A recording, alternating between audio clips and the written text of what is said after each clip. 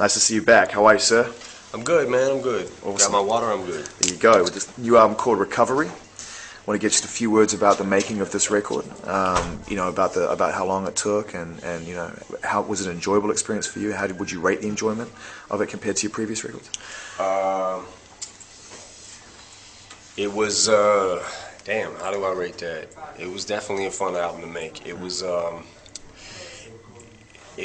one of them things where it felt like a breath of fresh air to get so many different tracks, different sounds from everybody, and be able to make a record, and also to thinking outside the box, being able to go outside the box and just get different tracks and things like that. It was definitely fun, man. I felt like I got a chance to experiment with play around with different flows and things like that, because I've always been, I think, the type of artist that just does whatever the beat's telling you to. But instinctual.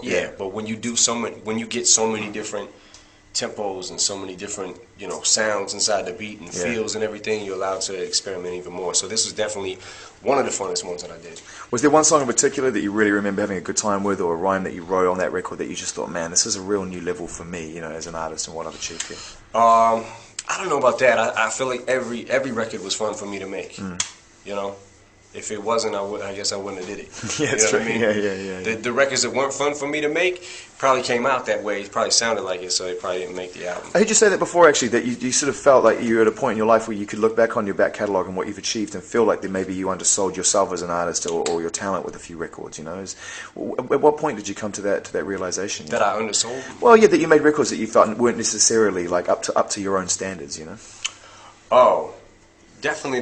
There was records that I felt like. There was a long period, a good 4 or 5 year period where I felt like I definitely gave the public a lot of subpar material. You know what I mean? There was a lot of That's shit, a huge man. moment of clarity, though, for an artist. Most people go through their whole lives without realizing that, Yeah, I mean, there's a lot of work that I can look back and be proud of, and there's also a lot of work that I feel like, fuck, man, what the fuck was I thinking when I did that?